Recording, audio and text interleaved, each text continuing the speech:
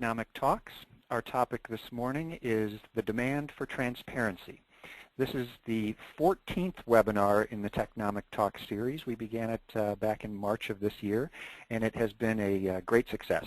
So whether this is your first webinar or your 14th webinar, we thank you for your interest and participation in the series. I would also like to, as always, thank our friends at IFTA for their collaboration and input to the Technomic Talks series on an ongoing basis. My name is Wade Hanson, and I'll be leading us through the discussion today.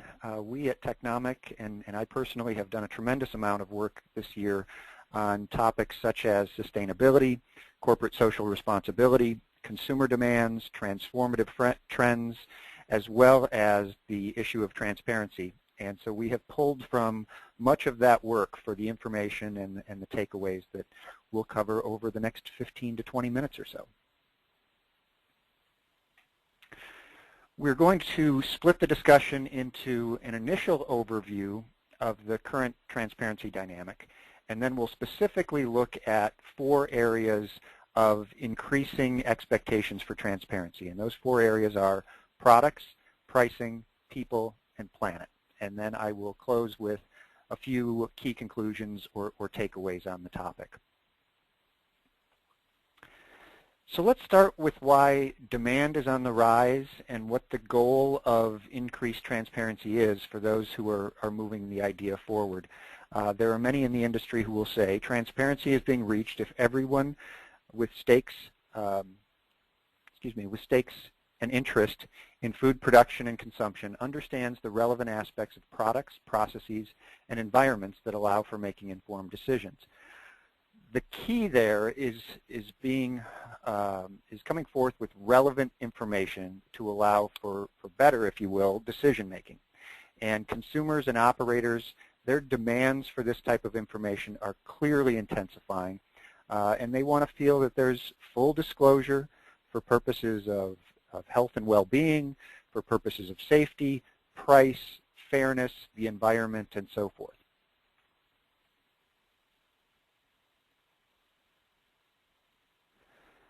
So let's look at several examples of some major operators and their transparency efforts. And these are just 3 examples, but I think they show that transparency can be conveyed quite simply or in a complex fashion. It can be pretty easily understood for the average consumer, or some of these transparency efforts can be tailored towards the most informed consumers or even some of the activist consumers. At the upper right side of the screen, we have an example from Five Guys. This has been a part of their business essentially from day one, and it's very, very simple. It's 4 words: today's potatoes are from. This has become a hallmark feature of Five Guys. It's become part of their atmosphere. It's an expectation on the part of the consumer. They expect to see this sign. But it's also kind of opening a window into their operation. And again, while this has been around for some time and they've always incorporated it into their restaurants, it's getting much more attention today because it's an early example, but a continuing and a good example of a simple but transparent means of communicating information to their consumer. We also have some examples from Chipotle at the top left and top center. And transparency, you know, it may be expected of an operator like Chipotle, who's certainly led the way on a number of issues, whether it be around the topic of antibiotic or other environmental issues. But now we see some examples of where they're even becoming a little political, perhaps, and even trying to educate on what is kind of a little understood or misunderstood issue for most Americans, and that has to do with GMOs. And so they talk about the fact that they're the first restaurant to label GMOs. They aim to go non-GMO. You know, you see that they supported a proposition that didn't pass, so they took action into their own hands and are looking to phase out GMOs altogether. So again, trying to be transparent in their thought process, in their strategy, and what they're trying to bring to the table for their customer. And then at the bottom, you can see an example from McDonald's. And perhaps there are lesser expectations for a company like McDonald's to be transparent. People look at them as the leader, certainly size-wise and in many other ways, of the restaurant industry. And so they're there isn't necessarily an expectation that they're going to be open and forthcoming about a lot of things. But certainly their Our Food, Your Questions campaign is just one outreach initiative that they've embarked on to communicate with their customers. And what we've seen is that they have received tens of thousands of questions from their customers on any number of topics. And generally speaking, consumers have responded well to the openness provided. They consider the information that they've been getting essentially direct and true, even when some of these questions are difficult. You can see on this slide, questions coming in to the McDonald's team that say, do you use pink slime in your meat? Why does your food look different in advertising than what is in the store? It's opening the line of communication between operator and consumer, and being forthright in addressing some of the concerns of the consumer, and in many circles it has gone over quite well. But transparency is certainly becoming an imperative. You could argue radical transparency is becoming an imperative, and I mentioned up front the 4 areas we'd be discussing, and I want to get a little bit more specific with that now. So looking at in what areas is transparency important. And these lists are by no means all-inclusive, but they do show some of what consumers and operators show the most interest in. And so we're looking at transparency as it relates to product. Consumers and operators are asking for more information about ingredients, more information about additives. They're looking for information around growing and processing methods, the origin of the foods. And they're certainly interested in sustainability. We've talked about this in Technomic Talks webinars in the past. But this is an area where they want operators and suppliers and distributors to have those sustainability programs and to communicate those out to the world. Operators want much more transparency in pricing, and we'll talk about this a little bit down the road in terms of understanding what their true costs are, understanding what their options are in terms of unbundling perhaps. We're looking at transparency becoming more important as it relates to people. Wages, insurance, fair trade, diversity, executive compensation. I think these are all things that many companies in the past may have taken a stance and said, these aren't things that we don't think the consumer would have an interest in these things, and we don't necessarily have an interest in providing this information. However, times have changed, and consumers are asking to open the window, if you will, towards this type of perspective. And then certainly we have transparency around planet and environmental issues. What are the impact of your business and your processes and your product on the environment? What is your stance on animal welfare, on conservation? These are just some of the issues where the demand side, the consumer and the operator, is looking for more communication, openness, and transparency from the industry. So we're going to start with a discussion of product transparency, and we'll spend a little bit more time on this because in many ways it's the entryway for people into transparency and learning about some of these issues and trying to get more information. Certainly awareness of ingredients is growing. That shouldn't come as a surprise to anyone. Consumers are paying more attention to nutritional content. They're paying more attention to things like gluten. But we did some survey work recently, and 40% of consumers say they're more concerned about additives in food today than they were even 2 years ago. And this is not just millennials that we're talking about. There's many presumptions that we're talking about just the youth of America and their concerns. But this 40% of consumers with concern about additives is across age groups. It's across genders. And these groups want to know what these additives are. They potentially want to know what the effects of the additives are. So this starts touching on the idea of clean label and the desire of consumers to have suppliers openly communicating about what exactly is in their food or their beverage or even their supplies. And operators are recognizing what consumers want, and they want it too in many cases. We asked a question of operators in a recent survey that we did where we asked about a number of different issues, and we said, fill in the blank. This issue will have a great or moderate influence on purchase decisions in the future. And we asked, that was a topic that included things like health and wellness, buying local, no chemicals or pesticides, clean labels, and so forth. You can see those on the screen. And we weren't necessarily surprised that a majority of operators agreed that these would have influence in the future, but we were surprised by the percentage agreement. When we're looking at 79%, 82%, 84%, 89% agreement that some of these issues will have a great or moderate influence on their purchase decisions, those are lofty numbers. That's significant, and certainly if operators follow through on that, that would be very transformative for the industry. Transparency is also emerging in food origin. Country of origin has long been information that's been part of the seafood industry and the seafood purchase decision, but here we are taking things about origin down to much more of an even local level. And here's an example of a company that we've been watching a little bit lately, Just Bear Chicken, and they're very focused on transparency. We can look at their label. Hopefully everyone can see this okay. It's just a bit blurry. But they talk about things such as no added hormones, no antibiotics, all natural, cage-free, vegetable-fed. And then they have this one here that's traceable to the family farm. And they have on their packaging coding that either through entering information through their website or having your smartphone read the code, you can trace back where your item came from to a family farm level. And this is just one example, but the more consumers and operators are exposed to this level of transparency, going all the way down to origin at the family farm, the more this level of transparency, or at least the invitation of transparency, not everyone's going to take advantage of it, but this idea of offering up that transparency, the more it becomes an expectation on the part of the consumer. And so we should expect to see more of this type of activity. Now, part of why consumers want more transparency is because of their concern over the environmental impact of the food service industry. We asked consumers, how concerned are you about the environmental impact? And 25% indicated they're very concerned. 49% are somewhat concerned.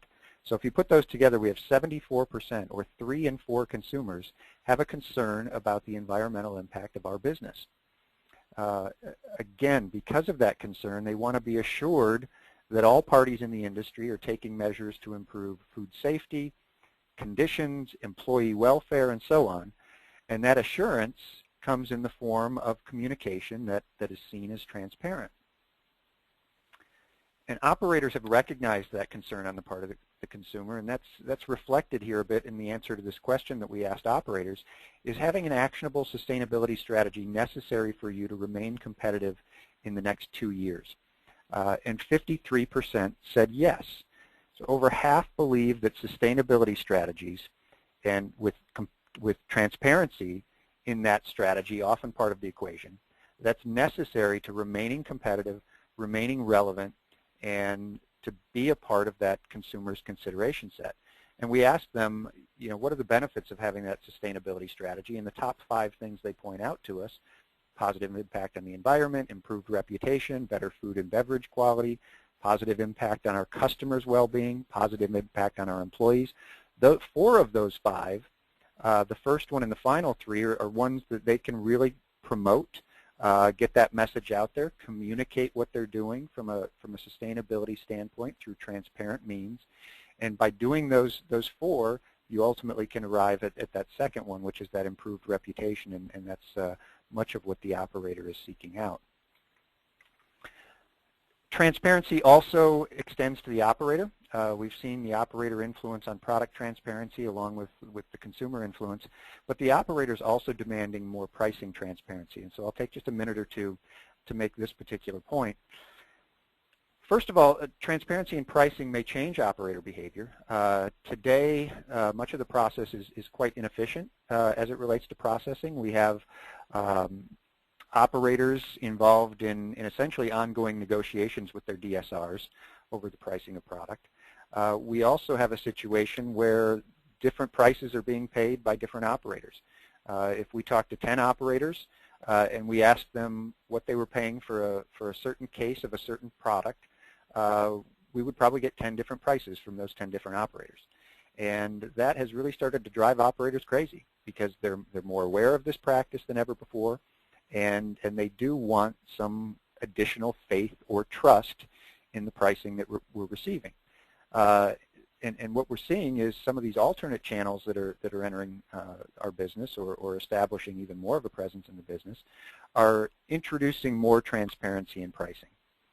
So what we can expect is operators being exposed to more of that bottom line price, whether it's being able to access pricing online through an online sourcing alternative, whether it's the increased usage of cash and carries like Restaurant Depot, and they're seeing that they're paying the same price as everybody else who walks into that store. There's not a negotiation going on. So they're looking at it and saying, what's the price for me and what's the price for anybody else? It should be the same thing. Operators will use the phrase, we don't want to be taken advantage of. And so they're looking for much more transparency and trust in pricing. And the more pricing becomes an open book, the more we have the potential for unbundling of product from service. That starts to enter the conversation. Operators are realizing and will continue to realize that DSRs are a cost. Operators typically love their DSR. It's a real differentiator for broadline distributors. But when you look at some of the math, it tells a certain story, and operators are beginning to do some of this math. We can see in the example that we pose here, if an operator is paying an average of $30 a case for product, and they're also incurring an expense from the distributor as it relates to the selling function of perhaps as much as $1.50 a case. Well, if that operator is ordering just one time a week 40 cases, they're essentially paying $60 a week in cost incurred by for having a DSR and for having some of these other selling services on top of that. And the more operators see numbers like this, the more they look at it and say, $60 a week would be a considerable savings if I could eliminate part of that from the equation. And so I think distributor management appears more open to change. We're looking at different alternatives. Service-based pricing is certainly becoming something that's going to be discussed more frequently. But this idea of operators expecting transparency in price is certainly not going to go away because they want disclosure, they want to trust pricing, and they want that savings. We also see transparency in people. How do companies in the food service industry treat their people? That's something that's getting more attention. We asked consumers to rate the importance of more than 35 issues and to them and how important they are to them personally. And we're showing only the top of the list here. These are just the leading reasons, but 5 of the top issues deal with work conditions, worker rights, compensation. You can see things like humane and safe working conditions, equal rights, quality work environment, employee wages, health insurance or benefits for employees. These are what consumers are saying is important to them about the operators from whom they're buying. And that's a bit surprising. You might think some of the most personal issues around health and wellness or some other issues would rise to the very top, and some of those do, but that's not always the case. As consumers are talking about the fact that they want their operators to be treating their employees in a certain way. And so the more that the industry can communicate these things when they do have positive programs, the more consumers gravitate towards that.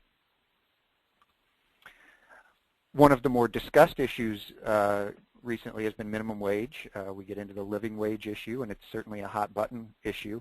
There was a recent poll done by CNN that says 71% of Americans support raising the minimum wage to varying amounts. The $10.10 an hour is one that's been proposed through legislation, and some believe in that increase. Some think it should be higher. Some think a little bit lower. And this is something that's a big concern to everyone. The food service industry will certainly feel the effects, and adoption might be difficult with some unexpected outcomes, but we have to acknowledge the consumer view. 4 million people work in the fast food business, and many millions more have in the past. And many of these folks and many others certainly have concern for employee welfare and achieving this living wage. And so again, this is something that they want transparency around. They want that assurance that companies are taking care of their people. And somewhat surprisingly, the concern even goes so far as the executive compensation debate. While certainly it's not at the top of some of the transparency lists today, we have seen signs that this could become more high profile down the road.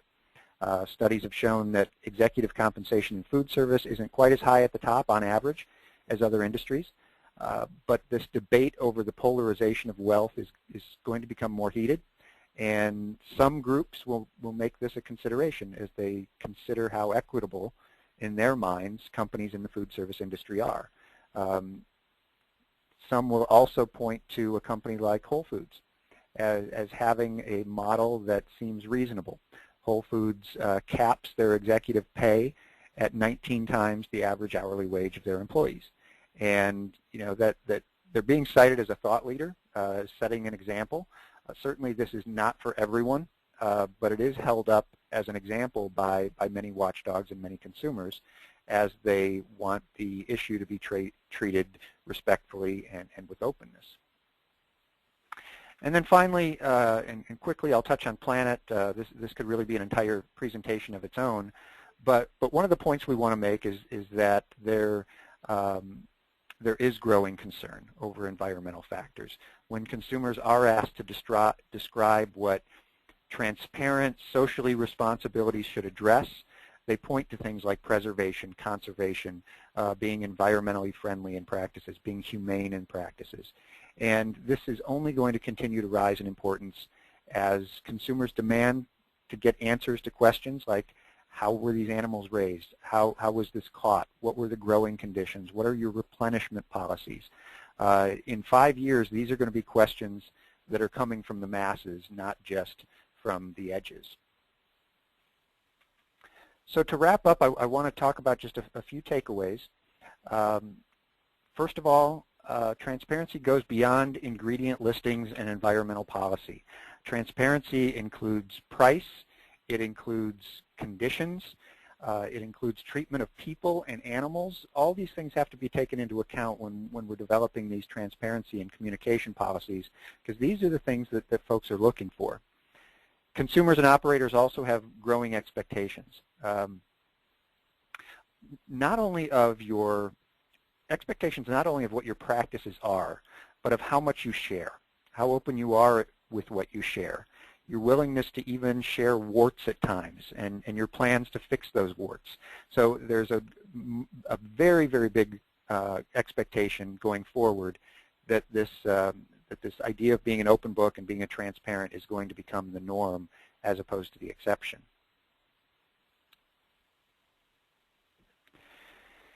We also have to keep in mind that food service is a high-profile industry and captures consumer attention.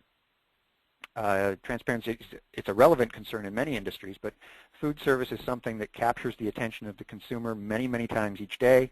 It affects their health, their safety, their community, their well-being, and for many, food service is held to a bit of a higher standard. Food service suppliers, distributors, and operators need a comprehensive strategy.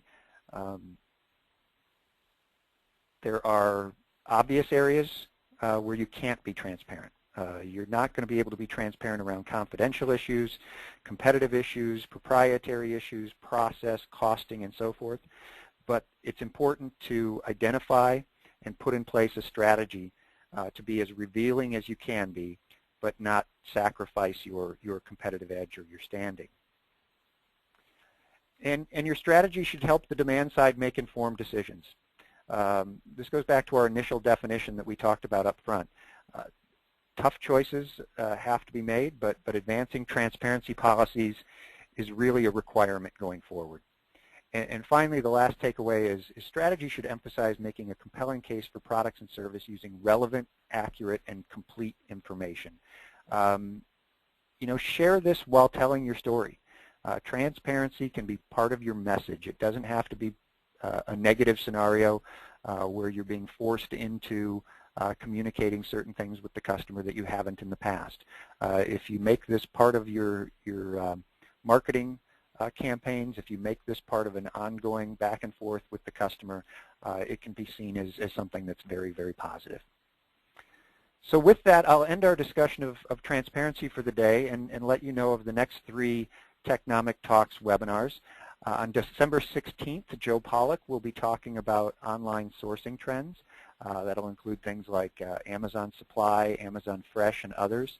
And he'll be discussing which platforms are most likely to disrupt food service distribution channels.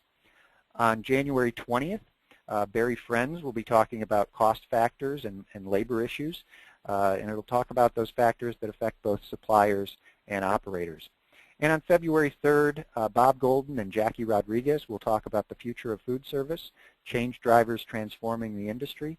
They'll discuss some of the big trends in the industry and how all participants should respond to these major change drivers going forward.